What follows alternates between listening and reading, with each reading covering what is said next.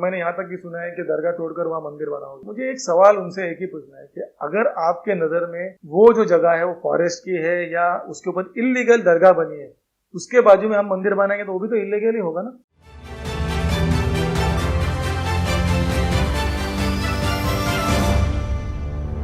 मैं हूं इमरान प्रतापगढ़ी और आप देख रहे हैं न्यूज़ FK। आज हमारे बीच मौजूद है माजी नगर सेवक मुमरा शहर के स्थानिक नगर सेवक सुधीर भगत जी। किस तरह से मुमरा शहर को देख रहे हैं, पहले में और आज में क्या अंतर है, हम उनसे उसी विषय पे बात करेंगे।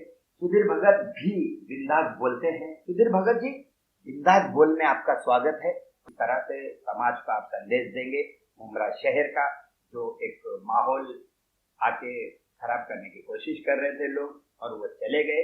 क्या है उसकी हकीकत, क्या है आपके पास जानकारी, बताइए आप जनता को। जहाँ तक मेरा मुमरा के ताल्लुक से सवाल है कि मुमरा हमेशा अमन पसंद रहा है और ऐसा कोई भी गांव, ऐसा कोई इलाका, ऐसा कोई शहर नहीं है जहाँ पर आपस में रंजिश होती नहीं है। आप हर गांव को उठा के ले, हर शहर को उठा के ले, कुछ ना कुछ तो उसमें होता ही। बशर्ते अभी कुछ दिनों से एक बेवकूफ जैसी और एक विचित्र हवाएं चल रही है। अभी आपने भी सुना रहेगा दरगाहों के ऊपर या किसी मंदिरों के ऊपर ऑब्जेक्शंस का एक सिलसिला सा चालू है। मेरा साफ साफ तौर पर, इससे पहले भी मेरे जितने भी इंटरव्यू हुए मैं उनमें कहा है कि बेटा बाप के ऊपर इल्जाम लगा सकता है, भाई भाई पे इल्जाम लगा सकता है, पति पत्नी पर लगा सकता है, पत्नी पति पर लगा सकती है, हम किसी और पे लगा सकते हैं। उसके लिए एक कानून कायदा बना हुआ है। मेरा कहने का तात्पर्य इतना ही है कि हर चीज के लिए कानून बैठा हुआ है। अब किसी को कानून जमता है, किसी को नहीं जमता। मेरा एक ही कहने का मतलब है कि अगर आपके नज़रिए में कोई भी चीज, वो इमारत हो, मंदिर हो, मस्जिद हो, दरगाह हो या और कोई भी हो, अगर आपके नजर में वो गलत है तो आप उसका ज्ञापन दे चुके हैं, कलेक्टर को दे चुके हैं, कमिश्नर को दे चुके हैं। उसके बाद ये बोलना कि अल्टीमेटम देना, तो वो अल्टीमेटम हमें चैलेंज नहीं होता है, वो चैलेंज होता है कमिश्नर, कलेक्टर को चैलेंज होता है। यानी आप कानून को चैलेंज कर रहे हो, उनका काम करने दो। अगर आप कानून को चैलेंज कर रहे हो तो मैं कानून से दरख्वास्त करना चाहता हूँ कि आप भी उसको ताकीद दो और एक चैलेंज आप भी एक्सेप्ट करो और आप उसको बताओ कि कानून से खिलवाड़ करना या कानून से चैलेंज करना का असर क्या होता है। आज मुमरा का माहौल, रमजान के वक्त धर्म के लोग उनके अल्लाह की इबादत करते हैं, जैसे श्रावण में हम लोग करते हैं, अधिक मास आएगा अभी कुछ दिनों के बाद, हम लोग भी उपवास वगैरह हमारे चलते रहते हैं। तो ऐसे इसके अंदर ये बोलना और ये करना, हम शांति से अमन पसंद लोग हैं, हम लोग आज भाईचारा में जी रहे, हमें सुख से जी रहे। मी काल अल्टिमेटम दिले, कलेक्टरला मी लेटर दिले, 15 दिवसात हे सर्व काढून टाका, नाही ते माझे स्टाईल मध्ये मी काढणार। अगर उन्होंने अल्टीमेटम दिया है तो अल्टीमेटम वो कमिश्नर को और कलेक्टर को लागू होता है जी, जनता को नहीं लागू होता है। क्योंकि जैसा वो करेंगे, जो बोएगा वो पाएगा, जैसा वो बोएंगे वैसा उसको सामने से जवाब मिलेगा। उन्होंने अगर वो हालत पैदा कर दी तो ऐसा है कि हम इस इलाके में रहते हैं, हम इस माहौल में रहते हैं, हमको पता है क्या भाईचारा और क्या सलोका हम लोग एक दूसरे से रखते हैं और ताल्लुकात हमारे एक दूसरे से कुछ ना कुछ कर करके हमारे ताल्लुकात। मैं उनसे एक रिक्वेस्ट करता हूँ आपके माध्यम से कि ऐसा कुछ मत करिए जिससे हमारे ताल्लुकात खराब है। आपको जो भी करना है, आपको जैसा करना है, आपके पास कानून है, आपके पास गवर्नमेंट है। आपके नेता जो राज साहब ठाकरे एक रात को बोलते दूसरे दिन कार्रवाई होती है, इतना बड़ा पावर आपके पास है, तो किस लिए ये सब कर रहे हो आप? बोल दीजिए, हो जाएगा, कानून आपका है। किसी के भी व्यक्तिगत या धर्म के उंगली उठाने से पहले 3 उंगली हमारी तरफ की है। अब मैं उनको एक ही कहना चाहता हूँ कि ये जो चीज है कानूनी तौर पे आपको जो करना है, आप उससे हम आपको नहीं रोक, लेकिन आप सामने वाले को चेता रहे हो, चेतावनी दे रहे हो। और मैंने यहाँ तक भी सुना है कि दरगाह तोड़कर वहाँ मंदिर बनाओगे।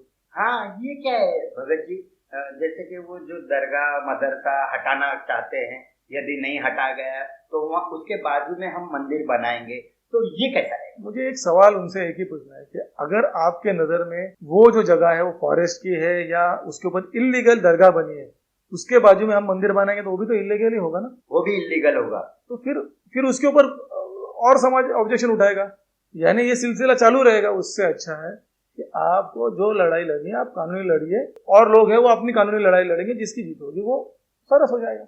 लेकिन ये धमकी धमकाना, इससे होता कुछ नहीं है। मुमरा एक होता है और उभर कर निकलता है। लोग कह रहे हैं कि बहुत अच्छी। अविनाश जाधव की टीआरपी बढ़ गई, आने वाले इलेक्शन में वो एमएलए में भी जीत के आ सकता है। ये पॉलिटिकल स्टंट होता है। हमारे पास दिखाने के लिए कुछ नहीं है, बोलने में क्या जाता है, बोलने में क्या है? दिखाने के लिए कुछ नहीं है। हाँ हाँ क्या मैं बोलता हूँ, आज मैं उनको आपके माध्यम से, ये प्रेस के माध्यम से बोलना चाहता हूँ, अगर ये प्रेस उन तक पहुंचती कि थाना में ऐसी कई गलत चीज हो रही है जी, राज ठाकरे साहब कई गलत चीज को उजागर किए ना, वैसे आप भी करो ना।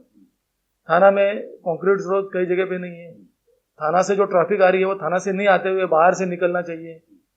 थाना में जो जो प्रॉब्लम्स है उनको उजागर करिए। अनेक मुद्दों पे काम ना करते हुए ये सिर्फ पहाड़ी टारगेट किया, क्या समझे आपने? मुमरा की पहाड़ी मतलब क्या बनाना चाहते हैं? देखो ऐसा है कि सबको पता है कि किसी एक विशिष्ट समाज को या कुछ भी टीआरपी, जो आपने कहा टीआरपी, लोगों को अभी पता है कि हमको किस में हम क्या बोलना चाहिए और उसमें क्या टीआरपी देना। तो अभी मेरे ख्याल में तो मनसे का कुछ है तो नहीं। हाँ, मेरा कुछ नहीं है, मेरा खोने के लिए कुछ नहीं है। हाँ, मेरा खोने के लिए कुछ नहीं, लेकिन जिन्होंने बनाया है उनका तो सब कुछ जाएगा। कई पार्टी के यहाँ पर नगर सेवक है, कोई पार्टी के सांसद है, कई पार्टी के खासदार है, उनको सबको उन्होंने जो लोगों को जोड़ करके आज वो जीत कर आए हैं, उनका नुकसान होगा। कई लोगों को देखो ऐसा है कि खाना बनाने के लिए भी या कुछ कई चीज मिलाई जाती है, वैसे ही आपको जीतने के लिए कई समाज को, कई लोगों को, कई तबके के वर्ग को, महिला बुजुर्ग ये वो सबको एक करके आपको एक हाँ सबको एक साथ रखना पड़ता है। अभी देखो आप कुछ दिनों पहले गुड़ी पड़वा का जुलूस निकला, कितना बड़ा निकला और हिंदू मुस्लिम सब एक साथ निकले। आज आखिरी बार मैं उनको कहना चाहता हूँ इस माध्यम से कि आपको जिसके ऊपर भी कंप्लेंट करना है, आपको जो करना है आप कानूनी तौर पे करिए, लेकिन इस तरह से किसी भी समाज को उनको ठेस पहुंचे वो मेरे नजर में गलत है। जैसे कि ये किस तरह की इन्होंने राजनीति की, ये धर्म की राजनीति की या कर्म की राजनीति की? ये तो धर्म की हुई। अगर कर्म करते तो मैं वही कहता था कि अगर अपने कर्म में क्या लिखा है कि जहां जहां गलत हो रहा है उसको उजागर करिए, लोगों को सुविधा पहुंचे ऐसा करिए। मैं कहता हूं उनके नजर में जो भी चीज गलत है वो उनको कानूनी तौर पे करना चाहिए, ना कि इस तरह से दूसरों की भावना और उसके अंदर कोई और पीसा जा रहा है। मैं सुधीर भगत इस मुमरा शहर का बच्चा होने के नाते, इस मुमरा शहर का एक शहरी होने के नाते आप सबसे मैं दरख्वास्त करता हूं और विनती करता हूं कि हमेशा पत्थर उसी पे मारे जाते हैं जिस पेड़ पर फल होते हैं। याद रखना, मुमरा एक हरा भरा और खूब खुशहाल शहर है। हमें अपनी एक दायरा है, एक तरफ पहाड़ है, एक तरफ खड़ी है और हम एक दायरे के अंदर है और वो दायरा बहुत खूबसूरत है।